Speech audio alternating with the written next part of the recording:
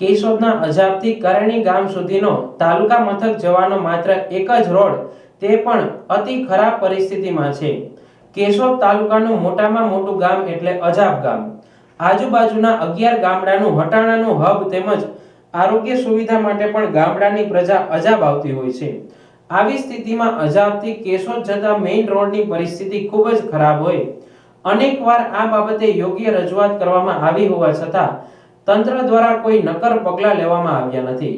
ત્યારે હાલમાં વિસાવદરની ચૂંટણી સમયે આમ આદમી પાર્ટીમાં જોડાયેલા જય કેશવાલાએ લડાયક મિજાજ સાથે આ વિસ્તારના લોકોને પડતી મુશ્કેલીને હલ કરવા તંત્રને આ રોડ રસ્તા અને આરોગ્ય તેમજ વીજળીની સુવિધાઓ મળે તે માટે તેમજ અંડરબ્રિજને હિસાબે કેશોદ પૂર્વ તરફના લોકોને પડતી મુશ્કેલીને દૂર કરવા આંદોલનની ચીમકી ઉચ્ચારી છે।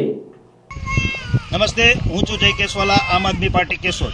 આજે અમે જે અજાબથી કરેણીનો જે રોડ છે, જે સ્ટેટમાં આવે છે, અને એ રોડ છે ને ખરેખર 2023માં રીસર્ફિંગ થવો જોઈએ। 7 વર્ષે આ રોડ રીસર્ફિંગ થતો હોય તો 7 વર્ષે થવો જોઈએ, એના બદલામાં અત્યારે 2025 ચાલે છે અને આ રોડ એટલો બિસ્માર હાલતમાં થઈ ગયો કે લોકો અત્યારે એક્સિડન્ટ થવાની પૂરી સંભાવના છે। આ પુલ જો અહીંયા તમે જોઉં ને, અહીંયા પણ એક એમપીના મજૂરનો છોકરો અહીંયા પડી અને આ પારી તૂટેલી હતી એટલે અચાનક ગાડી પડીને મૃત્યુ પામ્યો હતો, અને આની આગળ પણ એક અવાણિયાના ભાઈ કે શેરગઢના ભાઈ હતા, એ મૃત્યુ પામ્યા હતા।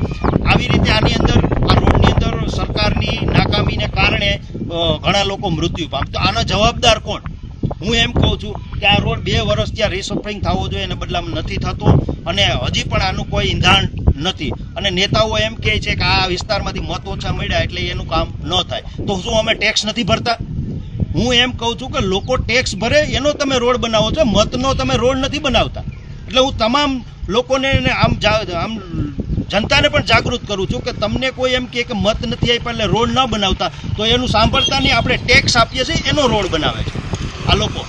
અને આ રોડ માટે થઈને હવે અમારે એકવાર વિનંતી કરીએ છીએ અને હવે આગળ આની કાર્યવાહી કરશું, અગર અમે જન આંદોલન કરવા નીકળશું।